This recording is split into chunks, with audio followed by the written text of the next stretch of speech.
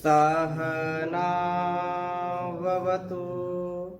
सहनौ भुनक्तु सह वीर्यं करवावहै तेजस्विनावधीतमस्तु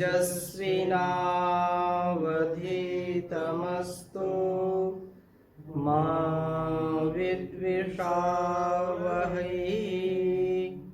ओम शांति शांति शांति।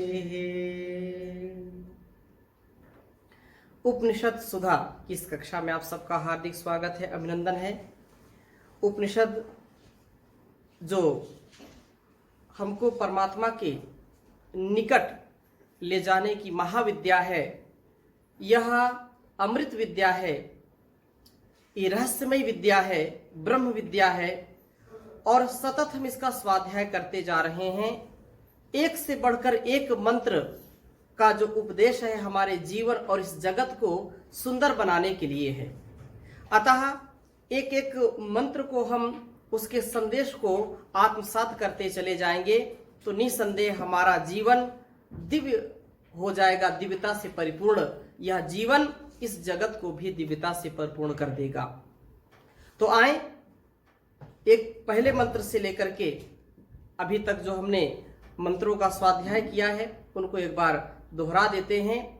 ईशावास्यमिदं सर्वं यत्किंच जगत्यां जगत् तेन त्यक्तेन भुञ्जीथा मा गृधा कस्य स्विद्धनं कुर्वन्निवेह कर्माणि जिजीविषेशतं समाः एवं त्वयि नान्यथेतोऽस्ति न कर्म लिप्यते नरे असुर्यानाम ते लोका अंधेना तमसावृताः तास्ते प्रेत्यापि गच्छन्ति ये केचात्मनो जनाः अनेजदेकं मनसो जवीयो नैना देवा आप्नुवन् पूर्वमर्षत् तद्धावतो नान्यतेति तिष्ठत् तस्मिन्नपो मातरिश्वा दधाति तदेजति तन्नेजति तद्दूरे तद्वन्तिके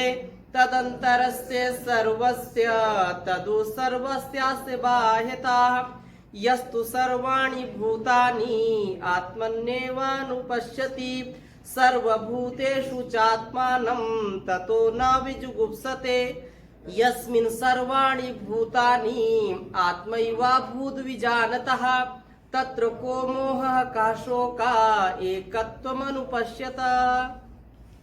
इन मंत्रों का स्वाध्याय अभी तक हमने किया।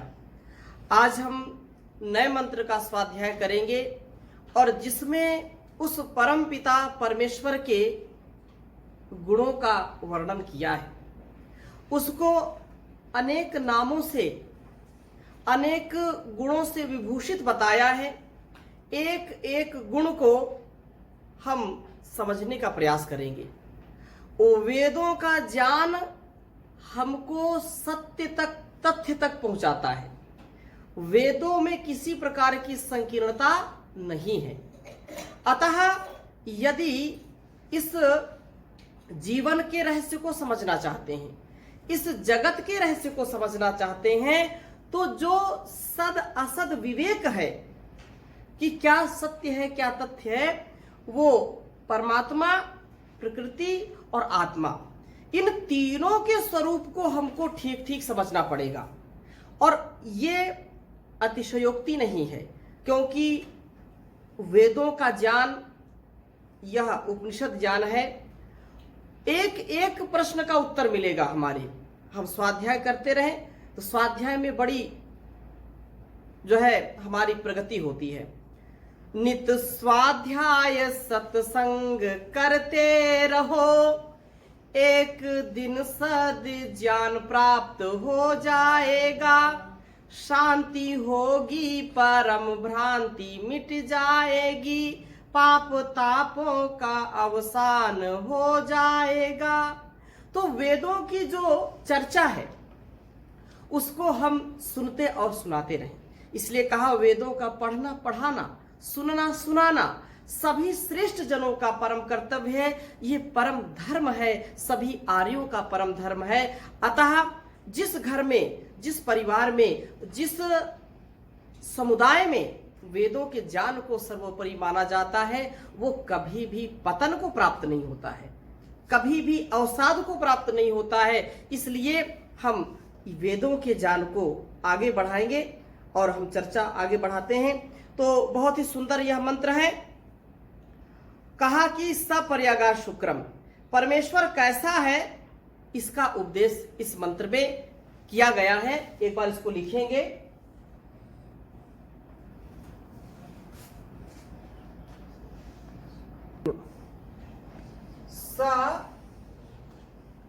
सपर्यागा,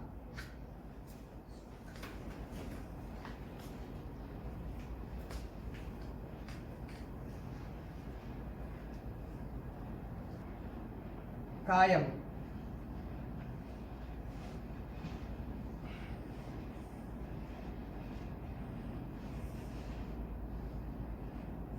अव्रणम, अस्नाविरम, अस्नाविरम आगे लिखेंगे हम,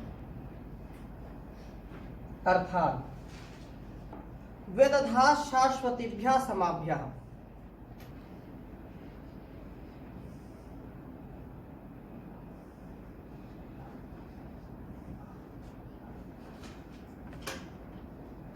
शाश्वतीभ्यः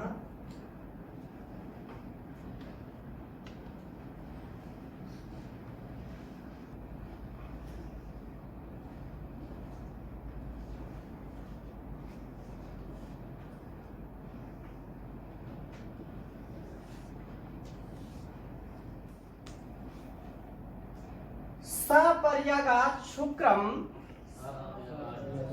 अकायम अवर्णम अस्नाविरम शुद्धम अपापविद्धम कविर्मनीषी परिभू स्वयंभूर याथा तथ्यतोर अर्थान व्यदधात शाश्वतीभ्यः समाभ्यः। सपर्यागाच्छुक्रमकायमव्रणम् अस्नाविरं शुद्धमपापविद्धं कविर्मनीषी परिभू स्वयंभूर्याथा तथ्यतोऽर्थान् व्यदधा शाश्वतीभ्यः समाभ्यः। ऐसे इसका उच्चारण करेंगे। अब हम एक एक अर्थ को समझने का प्रयास। मंत्र में जो स अर्थात वह और यह दो शब्द प्रयोग किए जाते हैं। वह जब कहेंगे तो वह परमात्मा की बात आएगी, और यह का प्रयोग करेंगे तो यह मतलब प्रकृति की बात आएगी। वह, यह और मैं, मेरी आत्मा। तो यह जो सर्वत्र हमको प्रसृत प्रकृति दृष्टिगोचर होती है, और सह माने वह, इसको जो नियंत्रित करने वाला परमात्मा है। वह परमात्मा क्या है? पर्यागात, परिआगात शब्द पर विशेष ध्यान देंगे। कहा परिआगात, सह परमात्मा, परि माने परितः, सर्वतः, जो सब जगह से, आगात अर्थात व्याप्तोस्ति, जो परमात्मा सर्वत्र व्याप्त है, अर्थात वह परमात्मा सर्वत्र गया हुआ है, वह सर्वव्यापक है, वह प्रभु आकाश के समान व्याप्त है। कोई स्थान ऐसा नहीं जहां वह ना हो। सर्वकाल में कोई भी काल नहीं उसको यह कह सकता कि इस काल में वो नहीं होगा। सा पूर्वेशाम अपि गुरु काले नानवच्छेदात, वो सदा रहता है और सदा रहेगा।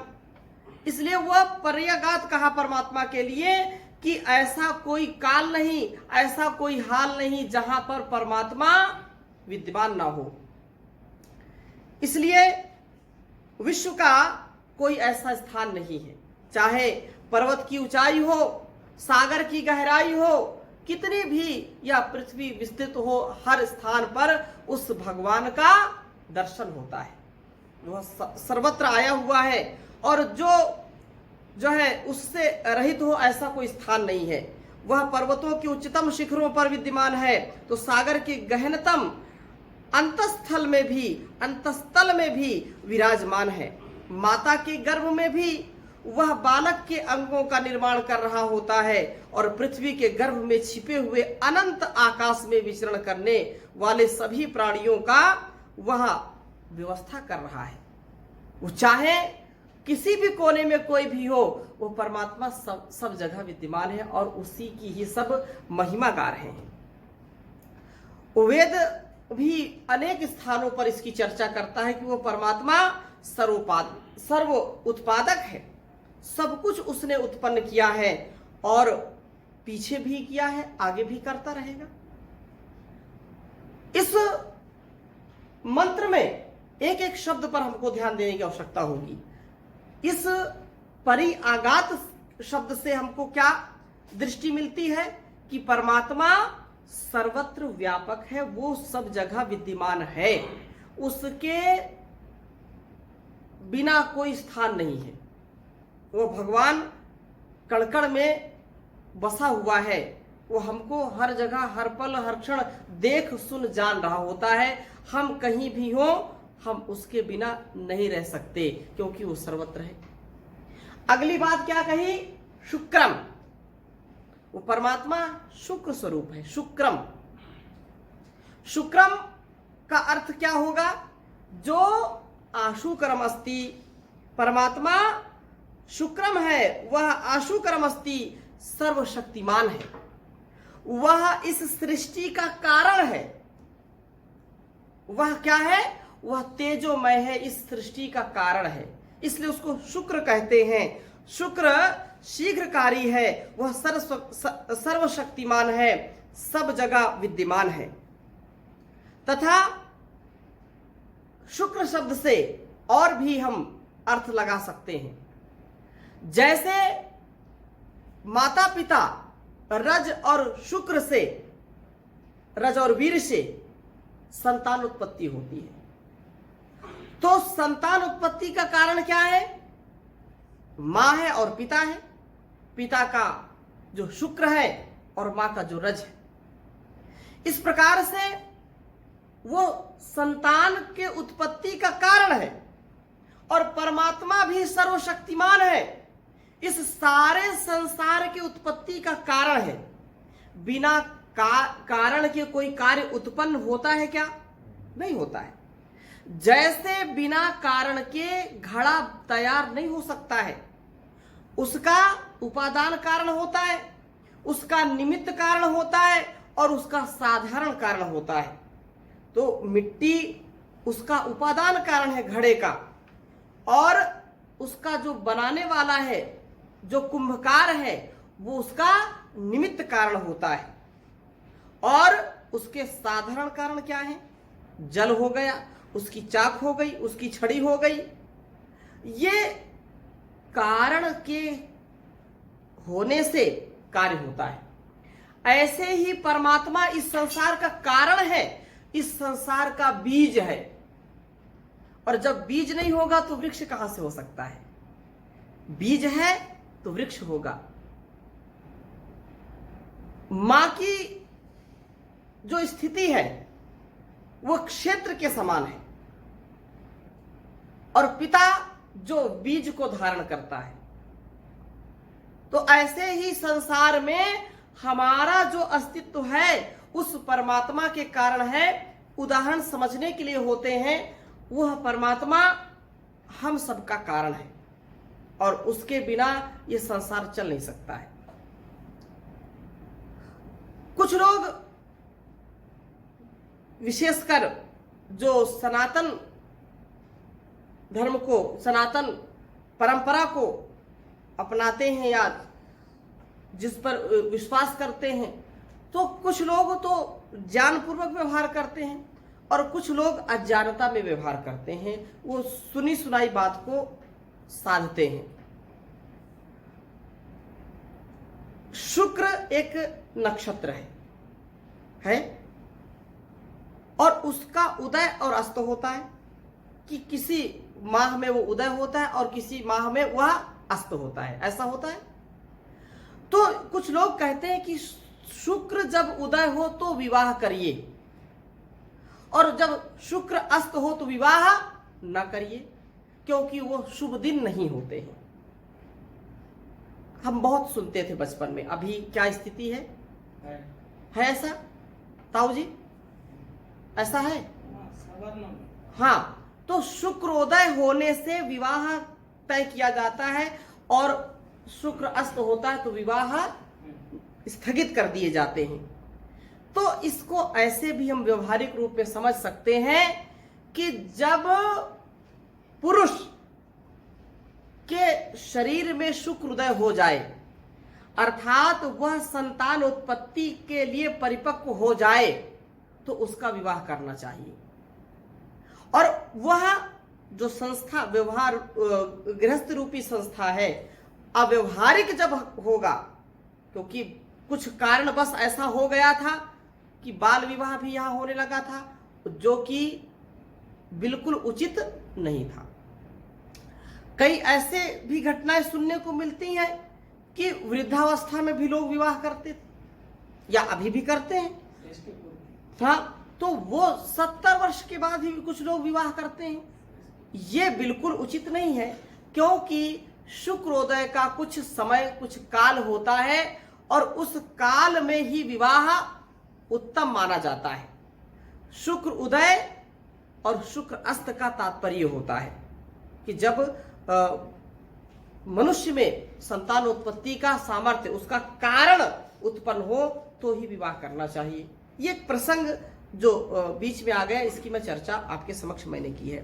तो ऐसे ही वह परमात्मा क्या है? शुक्रम, निश्चित रूप से वह शुक्र के रूप में है और शुक्र का तात्पर्य है शीघ्रकारी। शुक्र का तात्पर्य है सर्वशक्तिमान।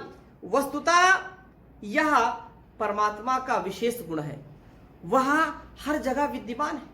कहीं भी कोई भी पुकारता है वो तुरंत वहां पर उपस्थित हो जाता है।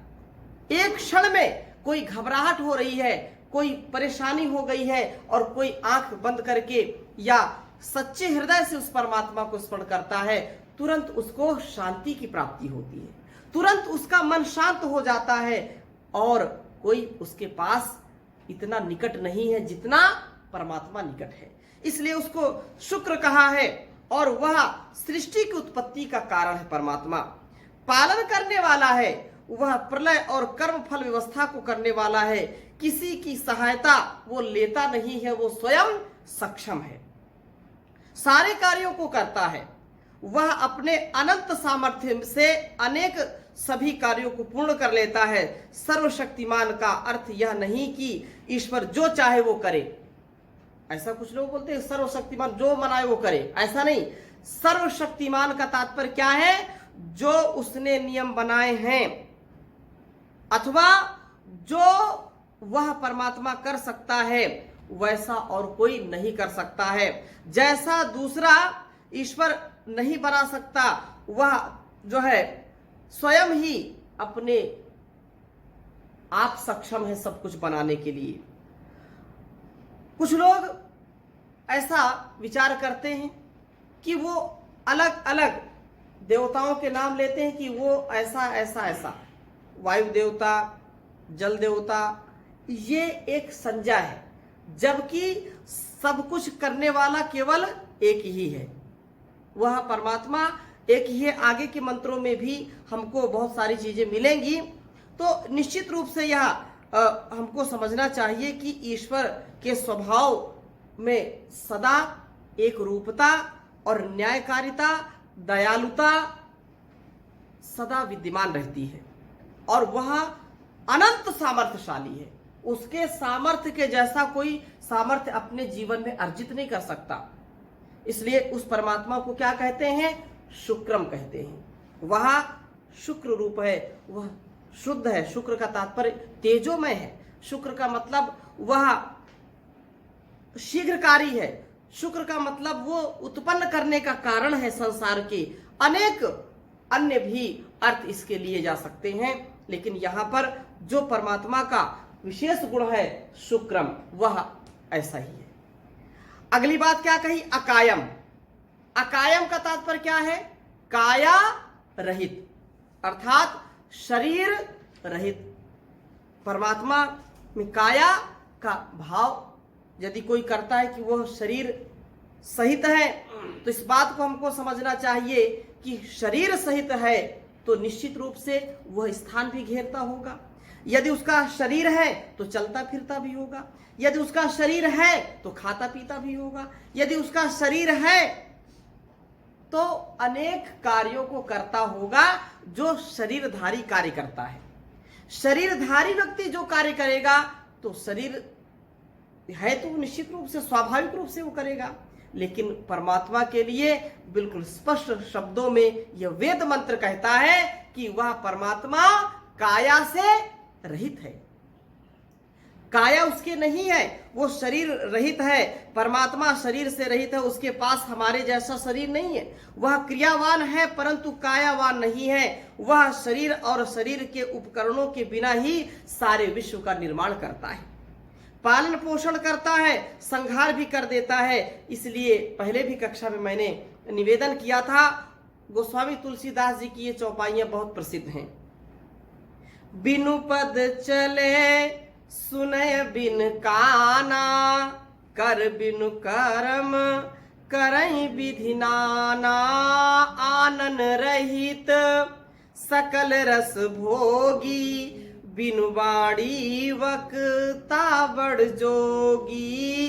तन बिनु परस नयन बिन देखा, ग्रहई घ्राण बिनु बास अशेषा।